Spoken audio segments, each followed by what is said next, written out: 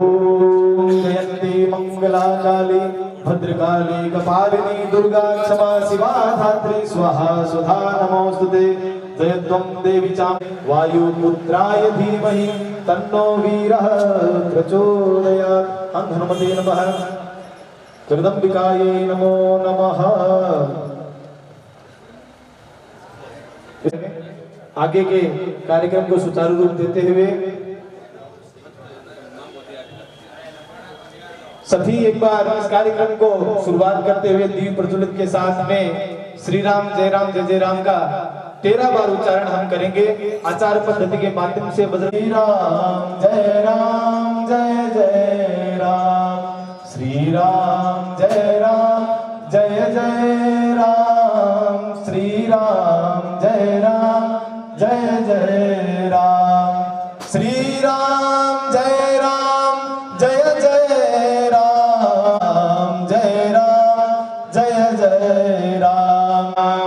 श्री राम जय जय राम, श्री राम जय जय राम, श्री राम जय जय राम। बोलिए श्री राम।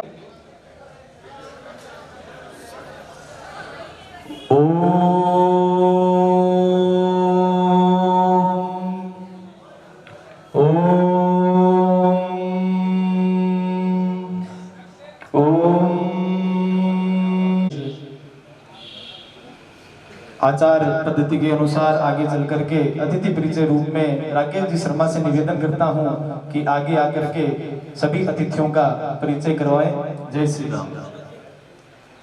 जय जय श्री राम। आज इस राजल देसर की पुण्य पावन धरा पर शौर्य दिवस जो गीता जयंती के दिन कुछ दिन पूर्व गया है, उसकी शौर्य यात्रा के लिए हम सब हिंदू समाज के बंधु यहाँ उपस्थित हैं। हमारे बीच मंच पर जो महानुभाव हैं उनका परिचय आप सबके बीच रखता हूं। सोनेरिया, आप मूल आगरा के रहने वाले हैं। हम उस दायित्व से अपना कार्य प्रारंभ किया, अपनी यात्रा प्रारंभ करी और करते हुए पूर्व में हिमाचल के प्रांत के संगठन मंत्री रहे, दिल्ली और हरियाणा के प्रांत के संयोजक रहे, बजरंग दल के राष्ट्रीय सह संयोजक रहते हुए वर्तमान में आप पूरे देश में बजरंग दल का काम बढ़ना चाहिए, हिंदू युवा शौर्यवान शक्तिवान बनना चाहिए, इसके लिए राष्ट्रीय संयोजक के नाते पूरे देश में प्रवास करते हैं। आपके ठीक भाई श्रीमान राधेश्याम जी भाई साहब, आप भी संघ के प्रचारक हैं। अन्य संगठन के दायित्वों पर रहते हुए वर्तमान में जो हमारा जयपुर प्रांत है, 1/3 राजस्थान, उसके प्रांत संगठन मंत्री के नाते हम सब कार्यकर्ताओं की संभाल करते हैं। मंच पर ठीक भाई और अंतिम गुणगान प्रेम सिंह जी राजावत, आप मूल महुआ के रहने वाले हैं, अलवर में वर्तमान में निवास करते हैं और अन्य बजरंग दल के दायित्व पर रहते हुए वर्तमान में प्रांत संयोजक के नाते हम सब कार्यकर्ताओं और हिंदू समाज के बीच हैं। मेरे ठीक भाई और प्रथम कुर्सी पर श्रीमान महावीर जी, आप अध्यक्ष के नाते हम सब के बीच हैं। जय श्री राम। मदन जी,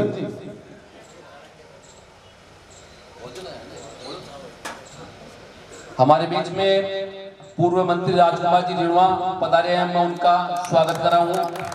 श्री बागिरी सिंह जी राठौड़ भाजपा नेता, पांडे बामासा, श्री अरविंद जी इंदौया रतनगढ़ शहर भाजपा अध्यक्ष, श्रीमान शिव भगवान जी कम्मा पूर्व पालिका अध्यक्ष रतनगढ़, श्रीमान दीनदयाल जी पारिक भाजपा जिला उपाध्यक्ष, श्रीमान गिरधारी सिंह जी राठौड़ भाजपा जिला प्रवक्ता, श्रीमान श्याम जी पारिक भाजपा पूर्व नगर महामंत्री आदि हमारे बीच पधारे हैं। थोड़ी देर में हमारे बीच में भारतीय जनता पार्टी के जिला अध्यक्ष धर्मवीर जी पुजारी भी पहुंचने वाले हैं। मैं आग्रह कर रहा हूँ श्रीमान टोलू से। जय से उनका दुपट्टा उठा करके हेमंत बजरंगी जी से निवेदन करता हूं कि नीरज दोनेरिया जी का दुपट्टा उठा करके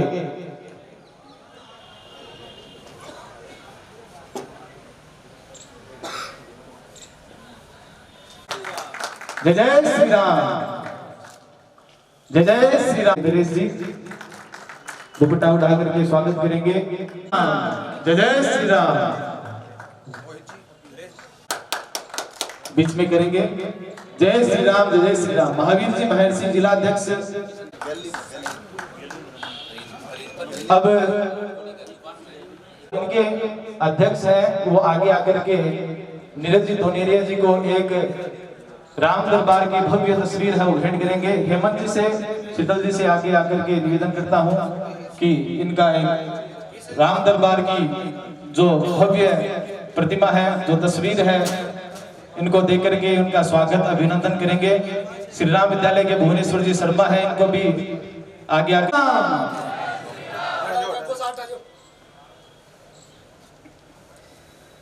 जयकारे वीर बजरंगी, हर हर महादेव। जयकारे वीर बजरंगी, हर हर महादेव। सभी एक स्वर में बोलेंगे हर हर महादेव। बहुत बहुत स्वागत और अभिनंदन। हमारे बीच में मंत्री जी राजकुमार जी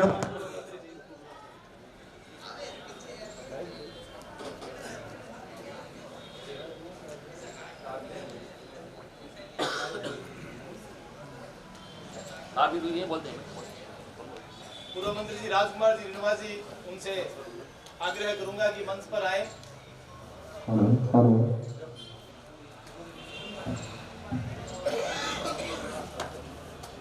स्वागत अभिनंदन करें। जय जय श्री राम, जय जय श्री राम। जय श्रीमान अरविंद जी इंदौरिया भाजपा शहर अध्यक्ष मंच पर अपनाए। उनका पार्षद दत्पत जी शर्मा जिला उपाध्यक्ष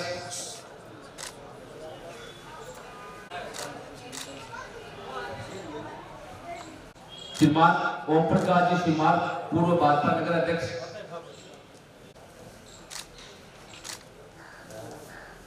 शिवजी का मदन जी दुपट्टा उठा करके स्वागत करेंगे।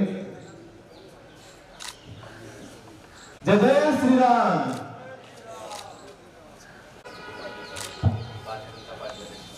सौरभ जी रतन से बजरंग दल के कार्यकर्ता हैं।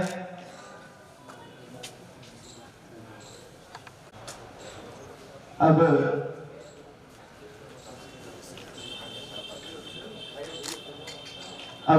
हमारे बीच में आए हुए सत्कार कर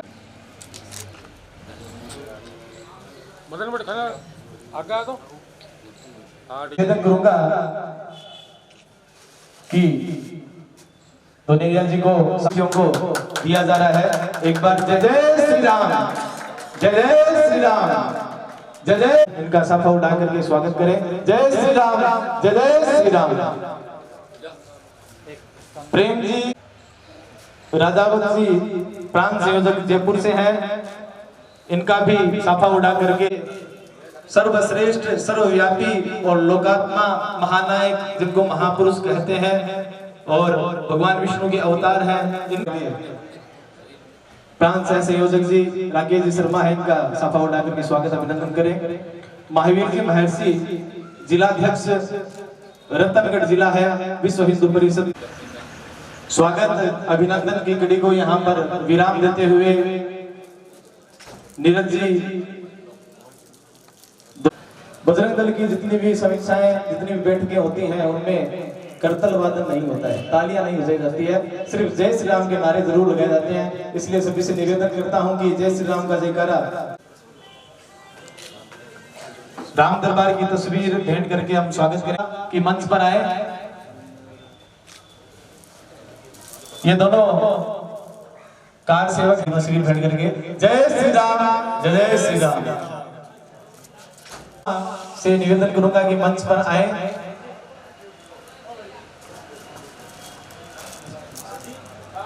उमा शंकर जी से निवेदन करूंगा कि इनका मंच जी स्वागत करेंगे, अभिनंदन करेंगे।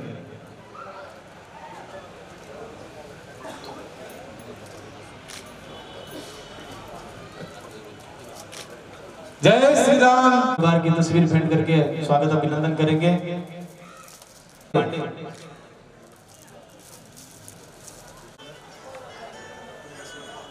बसंत जी पांडे मंच पर आए। नरेश जी राठौड़ इनका जय जय श्री राम। हाँ, यहाँ पर जी दोनेरिया जी से निवेदन करता हूँ। बजरंग दल द्वारा देश भर में आयोजित सौर यात्राओं के कार्यक्रम में विश्व हिंदू परिषद के प्रांत संगठन मंत्री राधेश्याम जी, प्रांत संयोजक प्रेम सिंह राजावत जी, इस प्रांत के सह संयोजक राकेश जी, इस जिले जो तय किया गया था उसको करना और जो निर्णय ले लिया उसको सिरे चढ़ाना, यह बजरंग दल ने ऐसा संकल्प लेकर के पूरे देश में, पूरे भारत के अंदर 9000 प्रखंडों में, जिसे समाज ब्लॉक कहता है, ऐसे 9000 प्रखंडों में आयोजित करने का निश्चय किया। और इसी प्रकार से छोटे और बड़े संपूर्ण देश भर में सौर यात्राओं का आयोजन किया जा रहा है। उन आयोजनों के पीछे एकमात्र उद्देश्य है हिंदू नौजवानों को सौरवान बनाना, साहसी बनाना, पराक्रमी बनाना, हिंदू युवाओं के आधार पर देश को शक्तिशाली बनाना। तो हिंदू जीवन मूल्य की पद्धति, हिंदू मानविंदियों, यह हमें राष्ट्रीयता सिखाती है, हमें मातृभूमि की रक्षा की ओर प्रेरित करती है।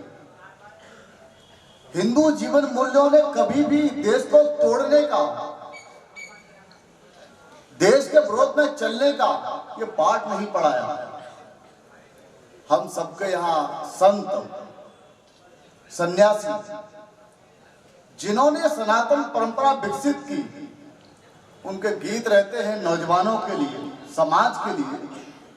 आओ प्यारे आओ, देश धर्म पर बलि बलि जाओ। हमने कभी ये नहीं कहा, हमने कहा आओ लेकिन देश और धर्म पर बलि बलि जाओ, मातृभूमि की रक्षा के लिए। यही पाठ श्री राम ने पढ़ा, यही पाठ श्री कृष्ण ने पढ़ा, यही पाठ हमारे महापुरुषों ने पढ़ा। और उसी परंपरा का निर्वहन करते हुए यह समाज, सनातन समाज, हिंदू संस्कृति सदैव चिरंतन रहते हुए, चिरंजीवी रहते हुए आगे बढ़ रही है। दुनिया में हमें मिटाने के बहुत प्रयास हैं।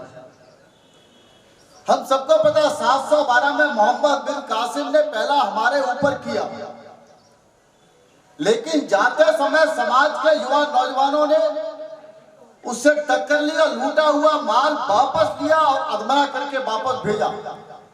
उसने वहां जाकर के गजनी में अपनी कथा सुनाई, व्यथा सुनाई और भारत के बारे में, उसके वैभव के बारे में बोला कि भारत बहुत वैभवशाली है।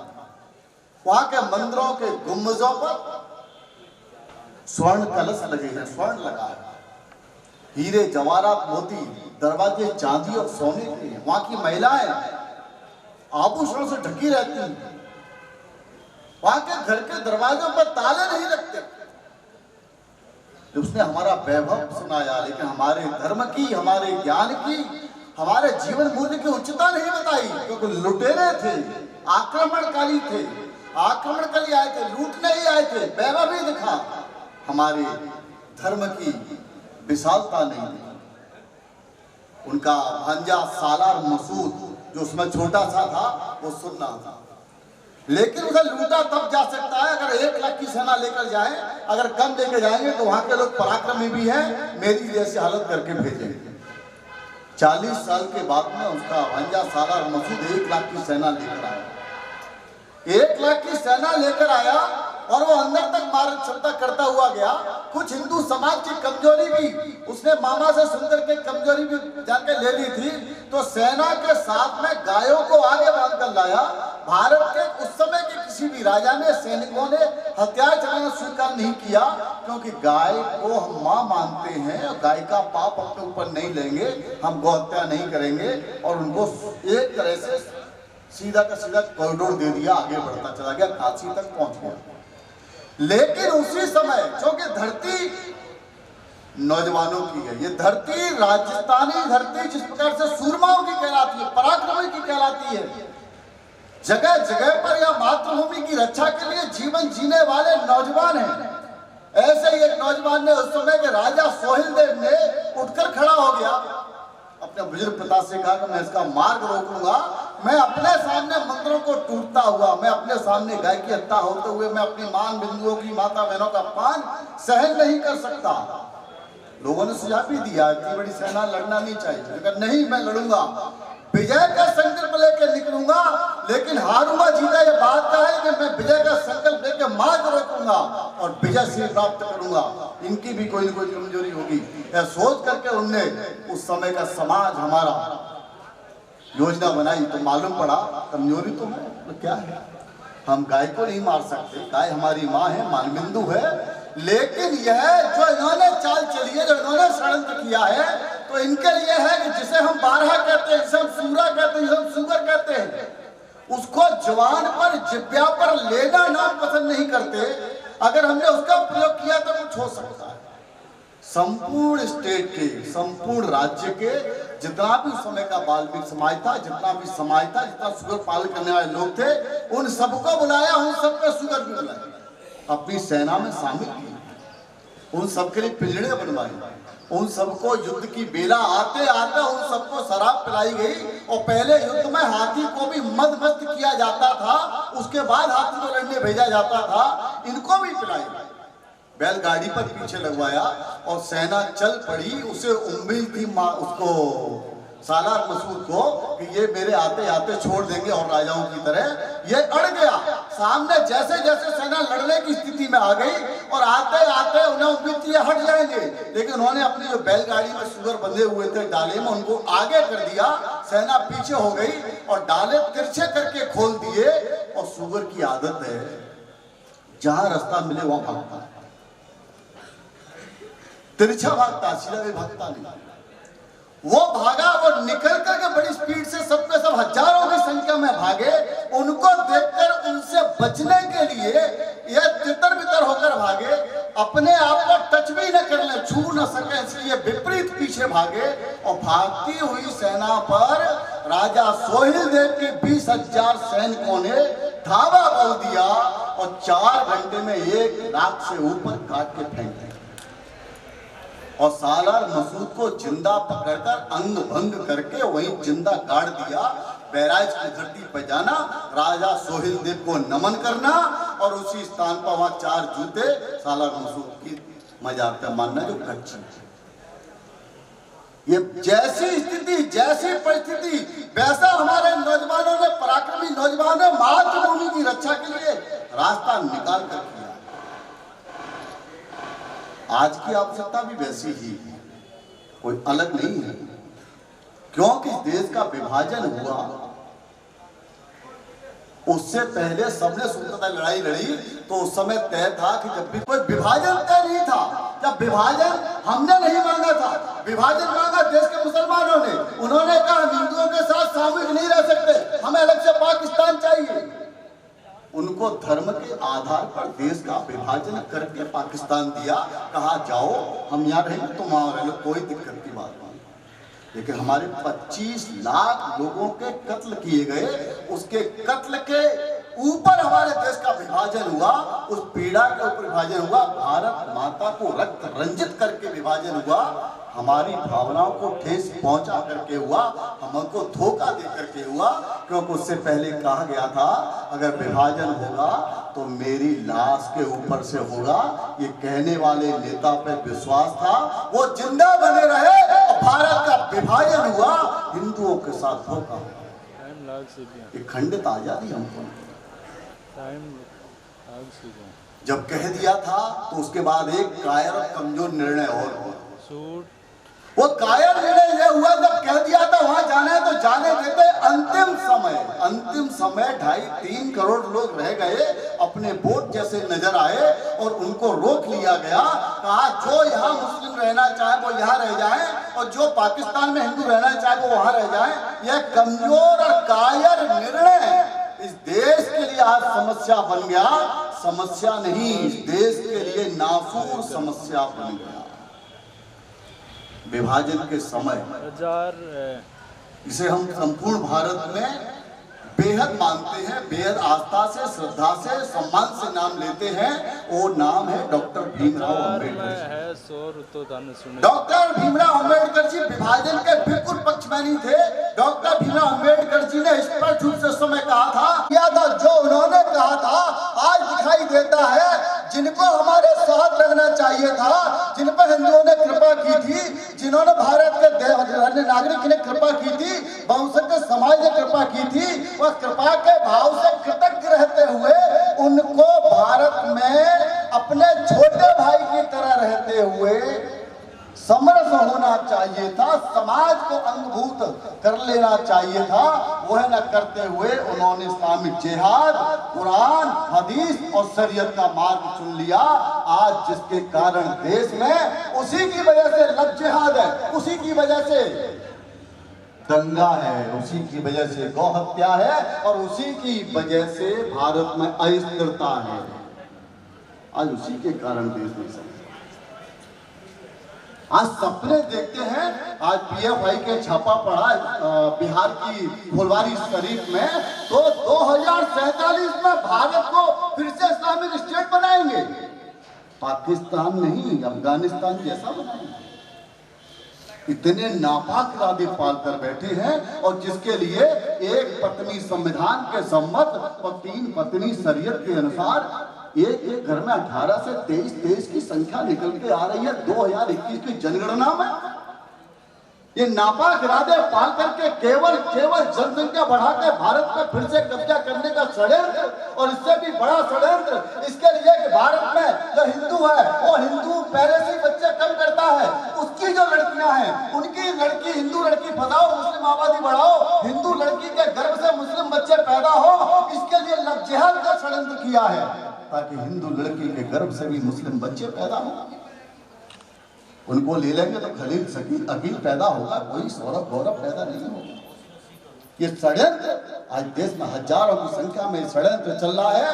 यह षड्यंत्र के माध्यम से वो हिंदू की संख्या और घटाना चाहते हैं, केवल अपनी आबादी के लिए, केवल देश में इस्लामिक स्टेट बनाने का नापाक इरादा, नापाक सपना देखने के लिए। लेकिन भूल गया कि देश की माटी में लाल ऐसे हैं, इस देश की धरती पर ऐसे लाल, ऐसे वीर हैं कि जो यह नापाक इरादे लेकर धरती पर पैदा होना या नापाक लेकर चलने का प्रयास करने वालों को यह मातृभूमि पर हिंदू नौजवान कभी भी छोड़ते नहीं है। क्योंकि यह काम हमने तब से करके दिखाया है। 1528 में बाबर ने भगवान श्री राम का मंदिर तोड़ा था। हमारे 15 दिन में 1.5 लाख लोगों ने बलिदान दिया था। 75 साल तक लड़े और 76 लड़ाई हमने लड़ी 450 साल में। 3.5 लाख हिंदुओं ने बलिदान दिया, पीछा नहीं छोड़ा। और 6 दिसंबर 1992 को इस देश के अंदर कटा हुआ बटा हुआ हिंदू समाज इसे कायर माना जा रहा था और सामूहिक शक्ति के रूप में अयोध्या की धरती पर 6 दिसंबर गीता जयंती के दिन 1992 को 5.5 लाख नौजवानों ने 4.5 घंटे में 450 साल का कलंक का ठीका केवल 4.5 घंटे में सदा के लिए उखाड़ कर फेंक दिया और वही मंदिर की स्थापना कर दी। हमें छेड़ो। अकबर ने कहा था राजस्थान की धरती पर कदम नहीं रखूंगा, मेवाड़ पे कभी आऊंगा नहीं, शासन तुम्हारा होगा, मेरी केवल अधीनता स्वीकार कर लो। मातृभूमि की बात थी, महाराणा प्रताप को शासन मिल रहा था, मान लेना चाहिए था, लेकिन नहीं माना। क्योंकि हमारी मातृभूमि सिखाती है, मातृभूमि के लिए हमारा जीवन मूल्य सिखाता है, हिंदू जीवन चिंतन सिखाता है। मातृभूमि के लिए जीना और मातृभूमि के लिए मरना ये हमारा चिंतन सिखाता है। बच्चों के नाम लिखते हैं प्रताप, हम उस परंपरा के वाहक हैं, हम उस परंपरा के लोग हैं। क्या आवश्यकता थी शिवाजी महाराज को महाराष्ट्र की धरती पर औरंगजेब के सामने खड़े होने की? वो 10 किले जीत करके अपना संपूर्ण जीवन जी सकते थे, लेकिन उन्होंने कहा कि ये नापाक इरादे लेकर के भारत की धरती पर जो औरंगजेब है इसके मंसूबों को नेता नाबूद करेंगे। इसके लिए 260 से ऊपर युद्ध लड़े, सबके सब जीते, चैन से नहीं बैठे, संपूर्ण जीवन संघर्ष किया और जाकर के उसी की छाती पर हिंदवी राज्य की स्थापना। हम उनके पूर्वज, हम उस परंपरा के वाहक हैं।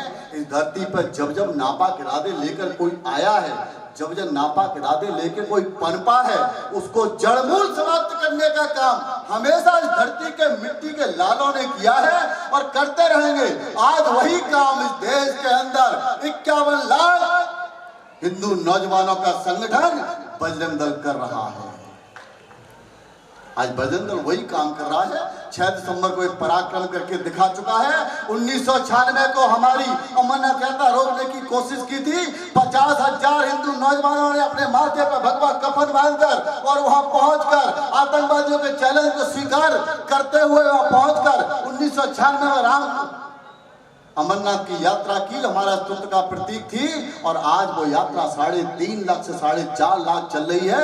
कोई आतंकवादी रास्ता रोक नहीं पाया, यह पराक्रम करके दिखाया। उसी जम्मू कश्मीर की धरती पर राजौरी, पुंछ, मेंढर और पुंछ, राजौरी, सुंदरबनी, सूरनकोट, जिस क्षेत्र में हिंदू 1.5%, 5%, 12%, 18% है, उस क्षेत्र में यात्रा आतंकवाद के कारण हो नहीं पा रही थी। बजरंग दल ने चैलेंज स्वीकार किया फिर से और पुनः यात्रा प्रारंभ की इस संकल्प के साथ, पलायन नहीं करेगा हिंदू, पराक्रम करेगा।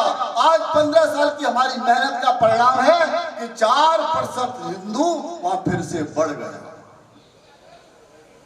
जहां चुनौती है वहां हम सीना तान कर खड़े हैं। अपनी माटी पर किसी भी इस्लामिक जिहादी को, अपनी माटी पर किसी भी देशद्रोही को, अपनी माटी पर देश को अस्त्र करने वाली शक्तियों को किसी भी कीमत पर बख्शेंगे नहीं। उनका जड़मूल, उनका समाप्त करने का नियंत्र, उनका समाप्त करने का यत्न करते रहेंगे, संकल्प के साथ करते रहेंगे। बजरंग दल जो संकल्प लेता है उसे करता है और विश्व हिंदू परिषद जो निर्णय करता है उसको सिरे चढ़ाने का काम बजरंग दल करता है और संतों के मार्गदर्शन में करता रहेगा।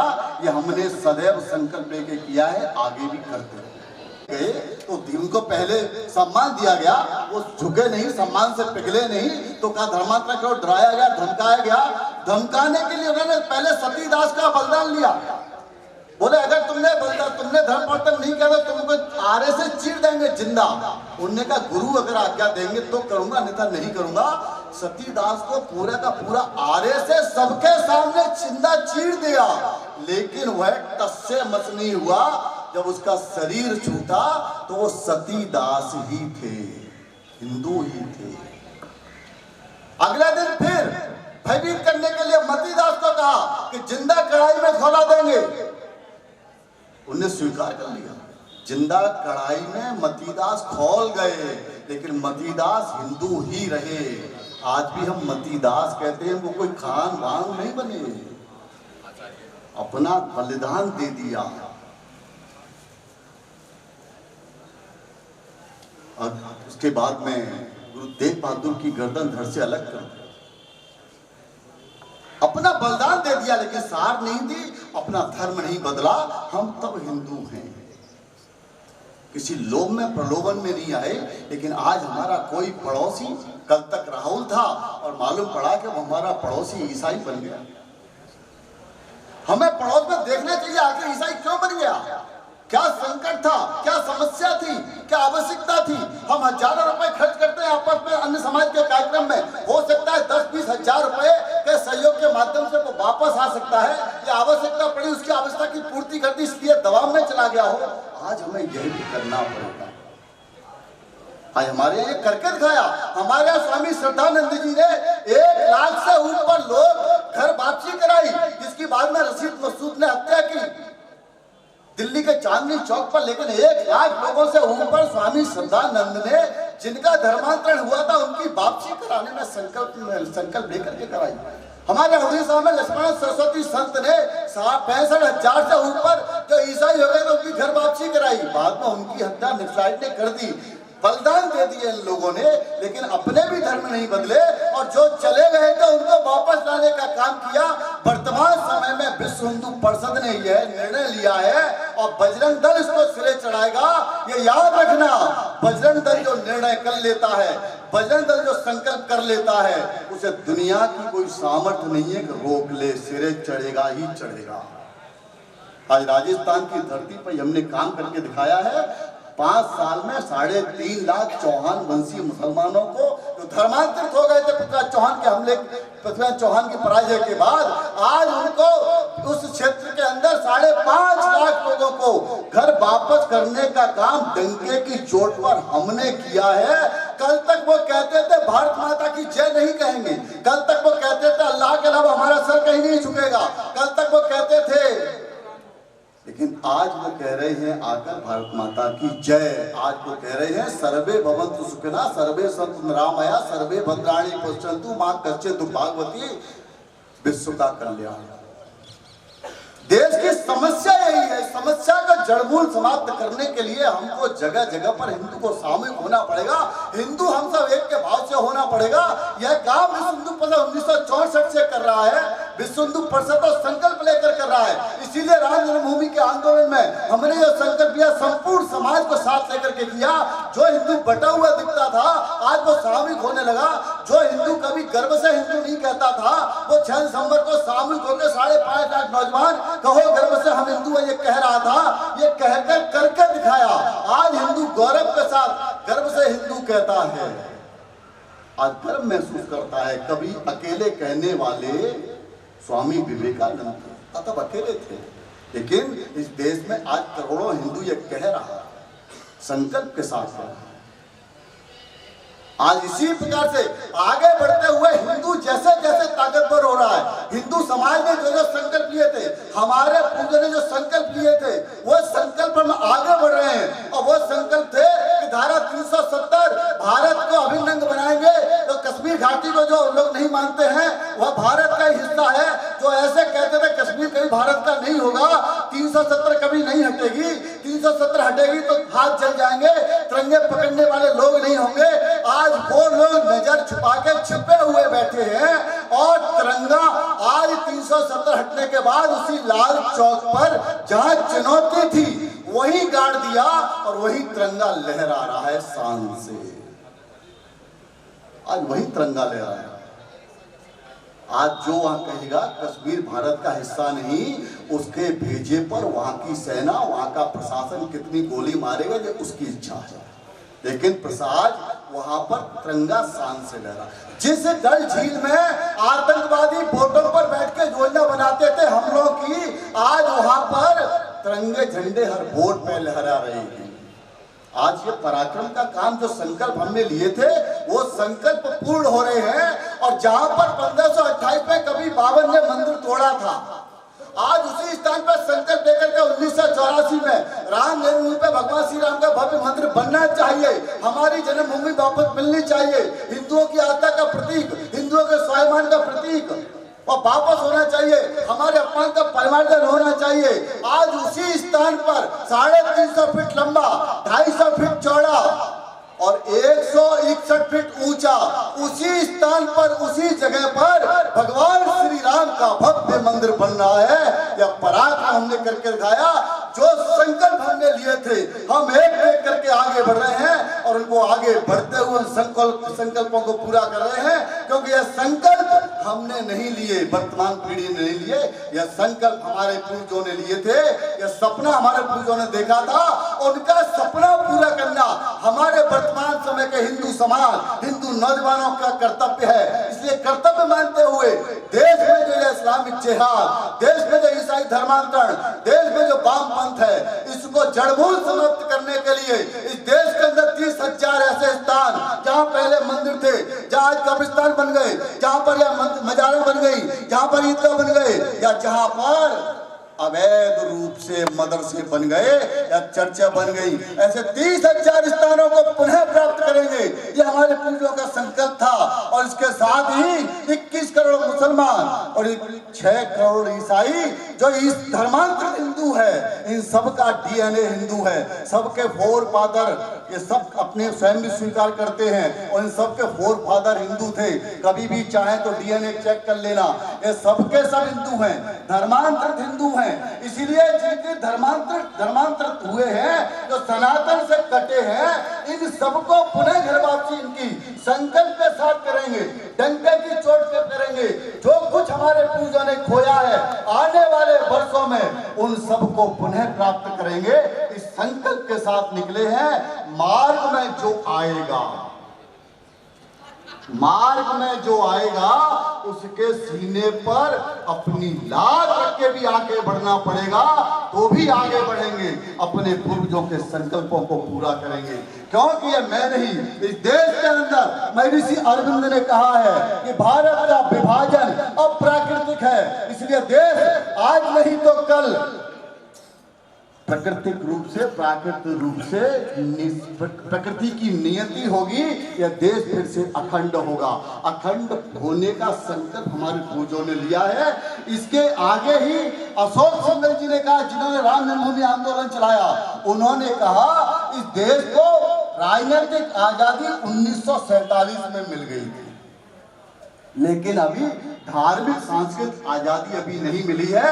धार्मिक सांस्कृतिक आजादी के लिए अभी और लंबी लड़ाई लड़नी पड़ेगी। 1984 से ये लड़ाई प्रारंभ हो गई, आज हम विजय की ओर कदम बढ़ा रहे हैं। उन्होंने आगे कहा कि इसमें जय श्री राम का मंत्र काम करेगा, क्योंकि जय श्री राम का मंत्र किसी एक व्यक्ति ने नहीं दिया है, यह करोड़ों हिंदुओं के हृदय से स्वयं स्फूर्त हुआ है।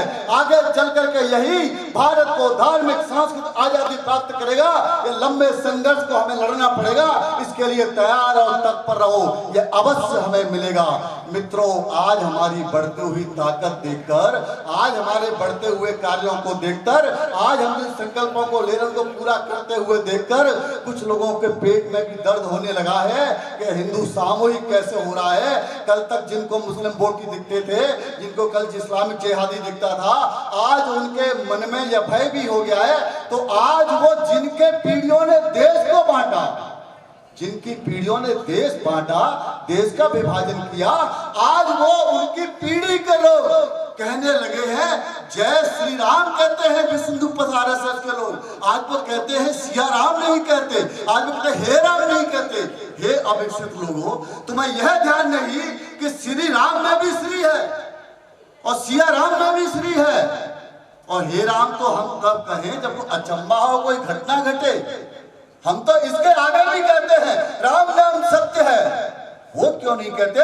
क्योंकि तुमको पता है आज तुम्हारी दुर्गति हो गई है। हिंदुओं की अपेक्षा करने के कारण, हिंदुओं को महत्व न देने के कारण, हिंदू को केवल वोट लेकर के जातियों में बांट करके जाति मानकर आज तुम्हारी दुर्गति हो गई है कि तुम्हें केरल से लेकर और जम्मू कश्मीर तक पांव पैदल चलना पड़ रहा है। तो आटे दाल के भाव महसूस हो रहे हैं। तो हिंदुओं को बांटने के लिए राम के नाम का भी फिर विभाजन का षड्यंत्र कर रहे हैं। ऐसे षड्यंत्रकारियों को ठीक से पहचानना होगा।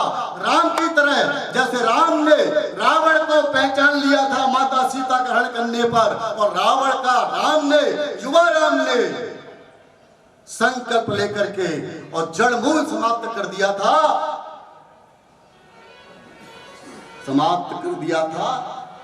जो हमारे पूर्वजों ने किया वो हम करेंगे, क्योंकि हिंदू का शक्तिशाली होना आवश्यक है। उसके लिए हिंदू शक्तिशाली हो, इसलिए जगह जगह पर परिंदल की इकाइयां, जगह जगह पर परिंदल की टोली, जगह जगह पर परिंदल के कार्य, 7000 साप्ताहिक मिलन, समूलचलता का केंद्र, यानी हिंदू सामूहिक करके, हिंदू सामूहिक धार्मिक कार्यक्रमों के माध्यम से, धार्मिक उत्सवों के माध्यम से इनको सामूहिक बनाते हुए हम सामूहिक होकर के चलेंगे। उसका परिणाम होगा कि जो आसुरी शक्तियां हमको बांटना चाहती हैं, जो हमको विभाजित करना चाहती हैं, वर्तमान समय में जो हमको विभाजित करना चाहते हैं, ये विभाजित नहीं कर पाएंगे। और हिंदू शक्ति का प्रबल होने पर, हिंदू का शक्तिशाली होने पर हर समस्या का समाधान होगा। क्योंकि यह बात भगवान श्री राम ने भी कही है। भगवान श्री राम का मतलब हमारे आराध्य हो गए। हमारे आराध्य में राम ने कृष्ण ने किसी को बख्शा नहीं है। जिसने देश का द्रोह किया है, जिसने मातृभूमि से द्रोह किया है, जिसने धर्म का द्रोह किया है, राम ने माफ नहीं किया। मर्यादा पुरुषोत्तम होने के बाद भी अगर बाली को मारना पड़ा तो 7 पेड़ों के पीछे छिप कर मारा, और मारने के बाद बताया तो ये क्यों मारा। कृष्ण ने युद्ध की नीति नहीं कहती, ये धर्म नीति नहीं कहती हमारी। तब कृष्ण ने कहा अर्जुन को न बख्शते हुए उसको सुलगाने की दृष्टि से भी मैं शब्द का प्रयोग कर रहा हूं। कहा उन्होंने कि कर्ण, जब तुम 7 पराक्रमी योद्धाओं ने मिलकर निहत्थे अभिमन्यु को मारा, तब धर्म की नीति कहां चली गई थी, युद्ध की नीति कहां चली गई थी। पार्थ, अभिमन्यु का नाम लिया इसलिए पार्थ को भी क्रोध आ गया। पार्थ उठाओ और उसका वध करो। उस समय के सर्वश्रेष्ठ दानी को भी नहीं बख्शा। कवच और कुंडल ले लेंगे तब उसका वध हो पाएगा, तो वह भी लेकर तब वध करवाया, बख्शा किसी को नहीं। हमारे राम और कृष्ण जिसको हम मानते हैं, उन्होंने किसी धर्म के विरोधी को नहीं बख्शा, उन्होंने मातृभू के विरोधी को नहीं बख्शा, तो हम कैसे बच सकते हैं? हम तो उन्हीं की संतानें हैं। अगर यह हमारे अंदर अधिक उदारता आ गई तो यह उदारता नहीं, यह कहीं ना कहीं हमारी रगों में कायरता है। इसलिए कायरता को छोड़िए और धर्म के द्रोही को पहचानिए, देश के द्रोही को पहचानिए और सीना तान के संकल्प के साथ आगे बढ़िए और अपने पूर्वजों के संकल्पों को पूरा करिए। हिंदू समाज को सामूहिक शक्तिशाली बनाइए। यह भगवान श्री राम ने कहा है। राम ने जब वह तपस्या करते हुए 3 दिन के लिए समुद्र किनारे बैठे थे समुद्र रास्ता मांगने के लिए, तो समुद्र ने रास्ता नहीं दिया। तब 3 दिन के बाद में उन्होंने लक्ष्मण से कहा, लक्ष्मण, गुस्से में कहा, लक्ष्मण धनुष बाण उठाओ, ये समुद्र सुखाना पड़ेगा। लक्ष्मण ने कहा भैया मैंने पहले भी कहा। लक्ष्मण ने तो बोला तब तुमने कहा था तब नहीं, लेकिन अब लाओ। तो लक्ष्मण से तब उन्होंने कहा नहीं भैया बताओ। उन्होंने तब बताया, रामचरितमानस में लिखा हुआ पढ़ लेना। उन्होंने कहा विनय न मानत जलद जड़।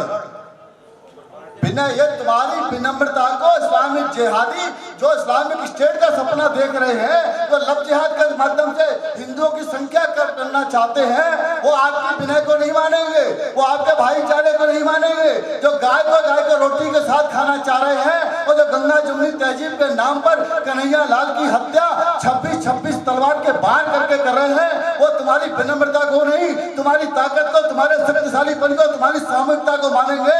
इसलिए हिंदू समाज का शक्तिशाली बनने की आवश्यकता है। इसलिए उन्होंने कहा भय बिन होय प्रीत। यह शक्तिशाली हिंदू होगा तो स्वतः जिन लोगों ने षड्यंत्र रचे हैं वो पीछे हटेंगे, और जिनका धर्मांतरण हुआ है वो घर वापसी भी करेंगे। जो श्रद्धा से, जो आस्था से, जो भाव से, भावना से सब प्रेम आएगा वापस, उसको फूल माला पहना करके वापस लाएंगे। और जो नहीं समझेगा बजनल की भाषा में वापस लाएंगे। संकल्प लेकर के देश के अंदर खोए हुए हिंदू जीवन मूल्य की पुनर्स्थापना करेंगे। यही विश्व हिंदू परिषद का उद्देश्य और यही बजनल का संकल्प है। जय श्री राम। बहुत बहुत साधुवाद, धन्यवाद है आपका। मनोज जी शर्मा भी हमारे बीच में सम्मिलित हुए। कुमाराम जी डुकिया, जितने भी इस शौर्य रैली में शामिल होने आए हैं उनका बहुत बहुत साधुवाद, धन्यवाद।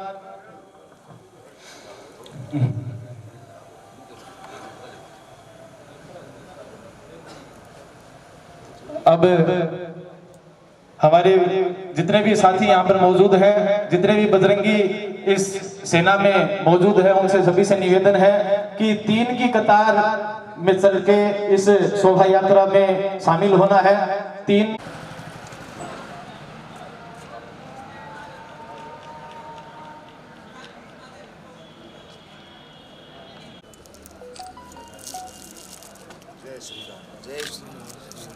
बंद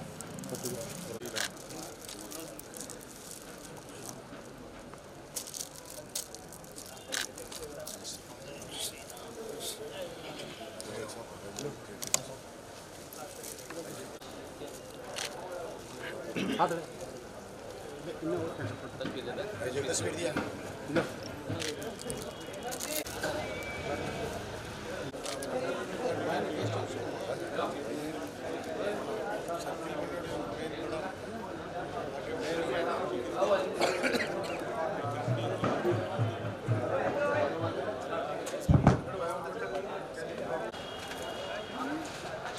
जय